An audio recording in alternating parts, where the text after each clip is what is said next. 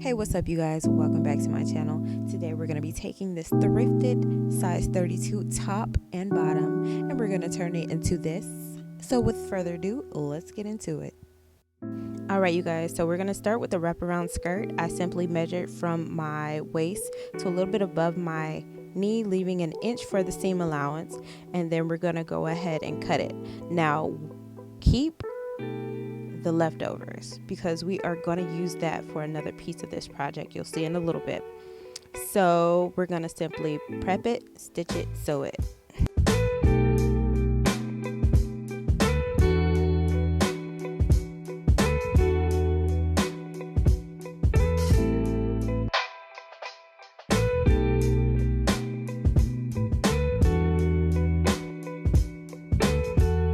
Alright, so for my next trick, you guys, we're simply going to measure your waist. My waist was, I believe, a 43, so it measured 22 to 22 and a half. And I'm simply going from the waist, marking each blue dot that you see. I'm making a mark at 4 inches, and I'm going to do that 2 times on the left and 2 times on the right.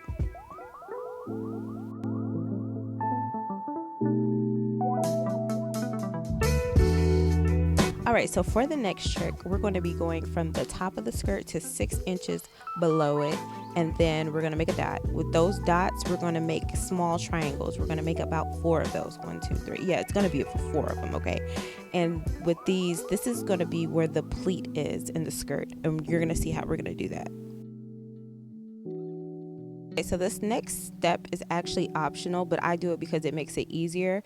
I just fold it down wherever I hemmed it and I ironed it, so when I sew it, it's going to lay flat automatically and I don't have to fight with it. And this is the skirt so far. Chapter gets the back.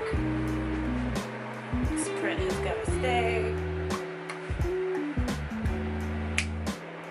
Alright, y'all, so what we're about to actually do next is we're going to go ahead and seal these I guess these ends, because of the linen material.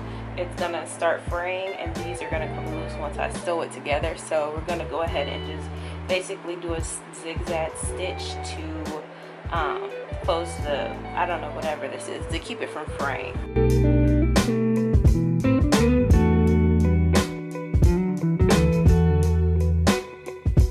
Alright, you guys, so from where we just sewed the part from fraying, we're going to simply fold it over, iron it, and excuse my cat because I actually share a space with her.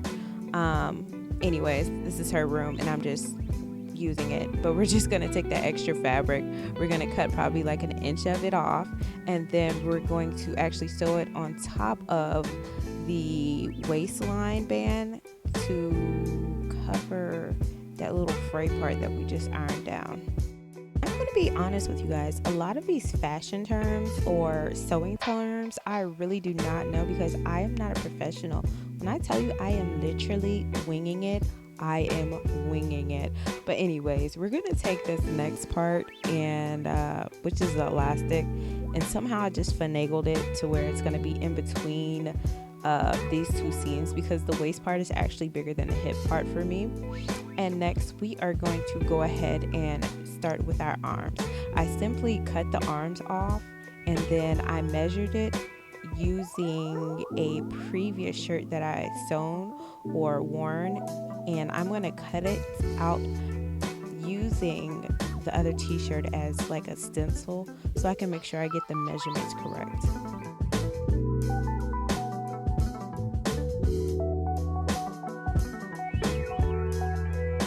Alright, you guys, so this next part we're going to go ahead and use the vest. Now this vest was so big, it made me feel like I was part of the franchise boys. But anyway, so we're going to go ahead and measure it and then sew it to our liking. Now after I was done sewing this part, I went ahead and I cut the fringe part off. Now I did not have to stitch the fringe part because it was already stitched from the previous manufacturer. Let's go ahead and get into these sleeves because baby gal, we need to.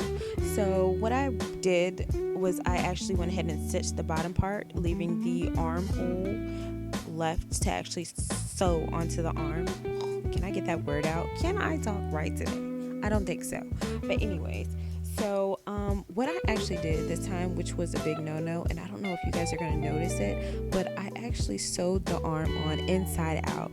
I didn't take it off because the stitching, I had actually sealed it. I thought it was complete, but make sure you pay attention because that's what's really going to get you.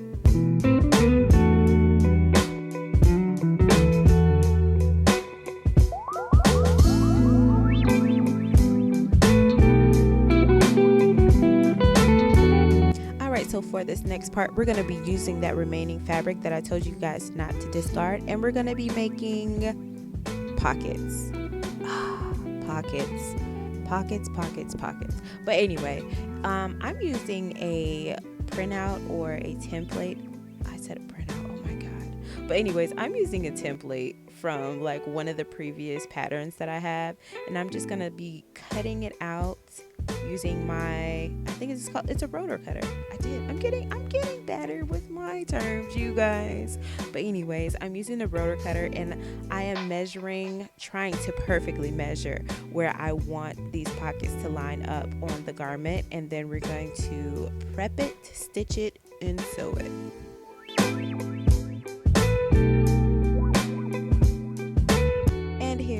Finished product, you guys. I love this outfit. It's very versatile.